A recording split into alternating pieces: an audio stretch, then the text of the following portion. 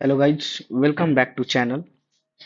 आज मैं बात करूंगा मेरे अब एपीएससी जो मैंने पिछले साल एग्जाम दिया था उसके बारे में। ये मेरे प्रीलिम्स की मार्कशीट है, आप देख सकते हैं। पेपर वन में 1990 है। Just a second. Okay, paper one में 19 पॉइंट है और सी सेट में 87.5 है। और जैसे कि जब हम लोगों ने जब आंसर किया है तो उस टाइम मेरे 99 आ रहे थे, लेकिन अभी हाल में देखा गया कि पीएससी ने काफी आंसर बदले हैं, तो अभी जब फाइनल एक आंसर की आ जाएगी देन पता चलेगा कि हाँ, ये चीजें कौन से नंबर पे कम हुई है चीजें। और आ सकते थे नंबर, मेरे हिसाब से जैसे मैंने 4 या 5 क्वेश्चन मैंने बिल्कुल आते थे, मैंने रिवाइज नहीं किए थे, तो 50-50 में मैंने लगाया था और चारों पांचों क्वेश्चन मेरे गलत हो गए। तो होते तो आराम से, और आराम से इस आंसर की चेंज के बाद भी 98 99 आ जाते हैं आराम से। पर ठीक है, इट्स मैटर्स कि आप क्वालिफाई करें, बिकॉज यूपीएससी प्रीलिम्स काफी अनप्रिडिक्टेबल। मेंस तो आप एक लाइन पे आप, अगर आपका रेडी है तो यू कैन से कि हाँ, मैं अगली बार भी क्वालिफाई करूंगा। बट प्रीलिम्स में there are some people like who are sure कि हाँ they will qualifying next prelims, but most of the people are in dilemma कि हाँ, बिकॉज कोई एक वो सोर्स नहीं है कि कोई फिक्स नहीं है। अगर 23 में आप देखिएगा तो बहुत सारे ऐसे ऑप्शन आए, ओनली वन, ओनली टू। फिर 24 में थोड़े फैक्चुअल बेस पे आए, थोड़े उन्होंने और मॉडिफाई किया, तो ये चीजें चलती रहती है। तो इसलिए और सी सेट है। मैं अगर ये वीडियो ज़्यादा थोड़ा शॉर्ट ही होगा, किसी दिन और एक कॉम्प्रहेंसिव टॉक करेंगे इस पे कि कैसे जो नए बिगनर्स है उसको कैसे तैयारी करे कि प्रीलिम्स में श्योर शॉट रहे। तो मैंने जो किया था, मैं अपना बताऊं बाई चांस, तो मैंने सोचा भी नहीं था कि अटेम्प्ट दूंगा मैं 24 का। बट स्टिल मैंने फॉर्म भर दिया लास्ट के दिन। और आफ्टर दैट क्या ही, मैंने ज़्यादा पढ़ा नहीं। तो उधर अगर आप देखिएगा तो 16 जून को पिछले साल एग्जाम था ड्यू टू इलेक्शन। तो उधर लिखे मैंने लास्ट अप्रैल से लगा, तो पूरा मई और जून, मतलब मैंने 1.5 मंथ में मैंने किया। बहुत लोग 3 महीने लग जाते हैं, बहुत लोग 20 दिन में कर लेते हैं। तो ये आप कंपेयर नहीं करें, मैं अपना बेस्ट बता रहा हूँ कि कितने दिन में, अगर आप जिसमें कंफर्टेबल वैसे करें, उस हिसाब से करें। तो अगर बात करें कुछ चीज़ों पे, तो बेसिक अगर बात करें कि क्या चीज़ें करनी चाहिए, अगर एक क्या बेयर मिनिमम, मतलब क्योंकि देखिए प्रीलिम्स जो है ना, बहुत मतलब क्या बोलते हैं, वास्ट ओशियन है। जितना आप पढ़ेगा उतने उसमें समाते जाइएगा, मतलब कंटेंट विल नेवर लिमिट। बहुत सारे कंटेंट है, आपको उस कुछ कंटेंट को सिगरेट करके मल्टीपल रिवीजन करना है। ठीक है, बिकॉज बहुत कम होंगे जो 100 में से, अगर इनकेस जो टॉपर भी होते हैं ना 100 में से, मैं जानता हूँ मेरे एक दोस्त है, उनके अभी प्रीलिम्स में इस बार 115 नंबर है। तो उनका भी यही कहना है कि अगर आप बहुत कम होते हैं ना, 20 से 20 to 25 क्वेश्चन आप श्योर शॉट रहते हैं, वही मैं ज्यादा बोल रहा हूँ।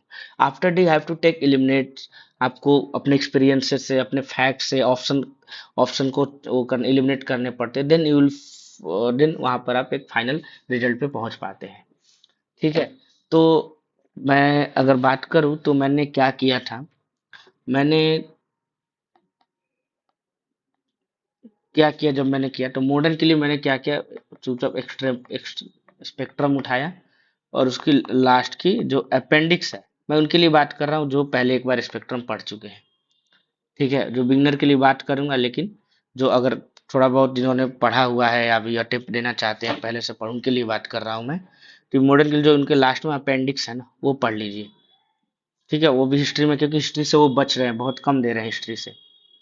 अब पॉलिटी में वही, नॉन अदर देन लक्ष्मीकांत।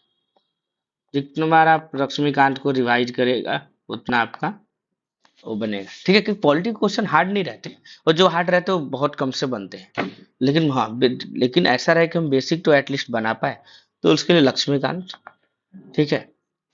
और इकोनॉमिक्स के लिए मैंने जो किया था, इकोनॉमिक्स के लिए व्हाट आई डिड कि दो सोर्स है। मैंने जो पहले पढ़ा था, वो क्या बोलते हैं, जो उनकी बुक आती है मुरनाल सर की, उससे पढ़ा था। बट मुरनाल सर की बुक बहुत लेंदी, आप प्रीलिम्स के टाइम नहीं पढ़ सकते, उसके लिए आपको पूरा एक 6 महीना पढ़ना पड़ेगा समझने के लिए। तो उस शॉर्ट में जो कर सकते हैं, विवेक सर की बुक आती है, विवेक सिंह इकोनॉमी की बुक आती है, उसमें शायद 500 के अराउंड क्वेश्चन है। उसको आप एक बार लगा लीजिएगा, उससे लगाने से क्या होगा, सारे कॉन्सेप्ट जो बेसिक है ना क्लियर हो जाएंगे।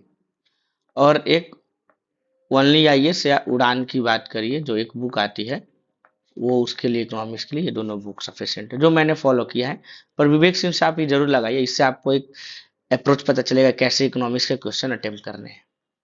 और पॉलिटी में नन अदर देन लक्ष्मीकांत। और एंशियंट और इनकी बात करें, तो आप जो रहे पढ़ रहे हैं उसके बेसिक पे ही आप टिके रहे, एंशियंट और मिडाइवल। ठीक है, क्योंकि इनकी कहाँ से क्वेश्चन पूछते कोई आइडिया नहीं, ऐसे ऐसे टर्मिनोलॉजी रहती है। कुछ कीवर्ड्स जो आते हैं, आप किसी भी मिल जाएंगे किसी भी कोचिंग के मटेरियल में, हिस्ट्री से जो रिलेटेड कीवर्ड्स है, जैसे कि खम्स क्या है, खराज क्या है, ये जो कीवर्ड किससे रिलेटेड है, क्वाइन है कि टैक्सेज है, दिस ऑल काइंड, जो ये सब चीजें हैं ना, वो आप इनसे कर लीजिए, ज्यादा आपको ये करने की जरूरत नहीं है इसमें।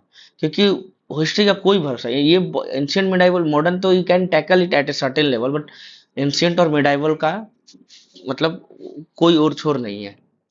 लेकिन हाँ, जो आप कर सकते हो वो आप करिए। ठीक है, ये नहीं कि ये बुक पढ़ने लगे, ये बुक पढ़ने लगे, कुछ नहीं होगा, ट्रस्ट में। ठीक है, ये हो गया। और इकोनॉमिक्स अभी और बात करेंगे, मैं थोड़ा शॉर्ट में कर रहा हूँ, बट एक लंबे बात करेंगे कैसे तैयारी करनी है, कैसे चीजें करनी है। ठीक है, तो ये एंशियंट हो गया।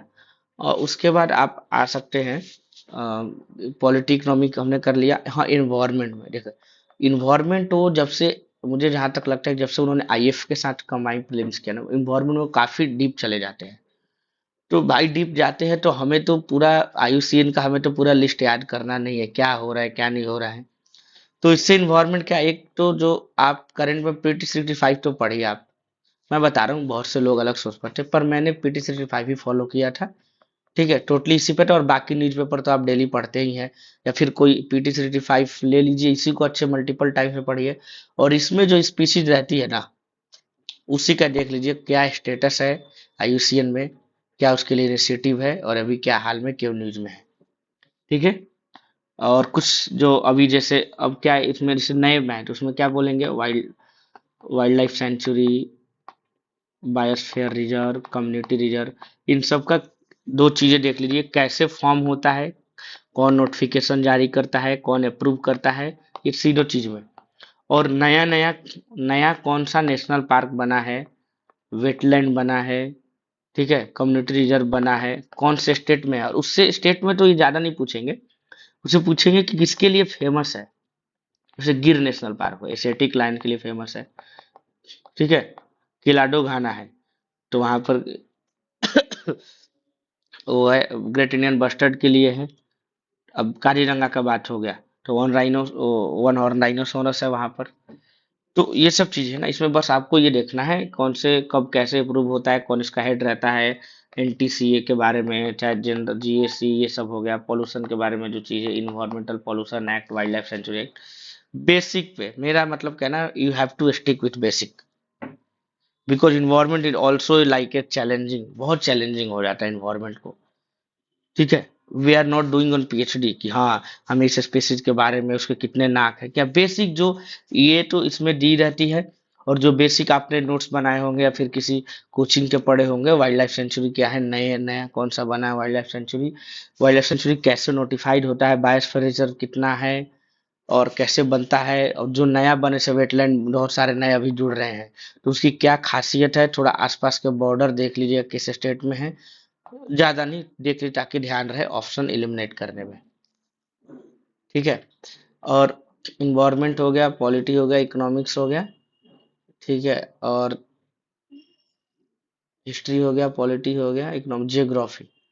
जियोग्राफी के लिए आप वही एनसीईआरटी 11th 12th, इससे ज्यादा कुछ नहीं। अगर आ गया तो आ गया, वरना किसी को नहीं आएगा, बहुत कम होंगे जो आएंगे। एनसीईआरटी एफर्स, लोकेशन, जो न्यूज में लोकेशन से जैसे अभी चल रहा है रसिया यूक्रेन वाला, इजराइल पैलेस्टीन, सीरिया में हुआ, लेबनान में हो रहा है, तो ये सारे लोकेशन, ये आपको पीटी 35 में जो फेमस लोकेशन है वो मिल जाएंगे। ठीक है।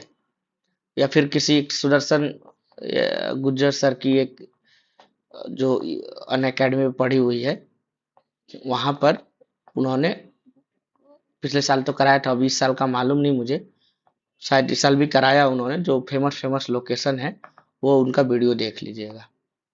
सुदर्शन सर की गुज्जर आती है, Sudarshan sir, sorry Sudarshan Gujjar sir की बुक मतलब वीडियो आती है, वहां पर ये सब सारी चीजें दी हुई है।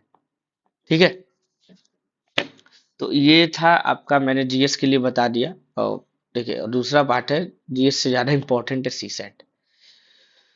तो सीसेट पे हम लोग बात करेंगे किसी और दिन। ठीक है, मैं इस वीडियो काफी शॉर्ट रखना चाह रहा था, ऑल ये लंबा हो गया है। तो कोई भी डाउट हो तो आप जरूर बेहिचक पूछिए कमेंट सेक्शन में, मैं टेलीग्राम की लिंक भी डाल दूंगा, आप जरूर पूछिए। आई विल ट्राई कि मैं आंसर दे सकूं, और जो भी मेरे एक्सपीरियंस है मैं अपने शेयर कर सकूं। ठीक है, because I am also an student. ठीक है, मैं भी एक स्टूडेंट ही हूँ। तो ठीक है, मैं अगले दिन सीसेट पे बात करूंगा कि सीसेट भी काफी चैलेंजिंग हो गया है, बिकॉज ये बहुत ही मिथ हो गया है कैसे इसको करें, क्योंकि क्योंकि ये बहुत घुमावदार सवाल रहते हैं सीसेट में। तो कैसे 66 लाए मैं सिक्योर रहूं, ताकि मैं सीसेट में फेल ना हूं। ऐसा करने को मैं लाऊंगा किसी दिन वीडियो। तब तक इस वीडियो में इतना ही। मिलते हैं, मैं I will ping Telegram channel link in videos, and also do like, do comment, do share. ठीक है, चैनल को आप शेयर करें और भी लोगों को जुड़े, ताकि मैक्सिमम बेनिफिट पहुंच पाए। बात करते हैं, अगली बार मिलते हैं। ठीक है, ओके, थैंक यू।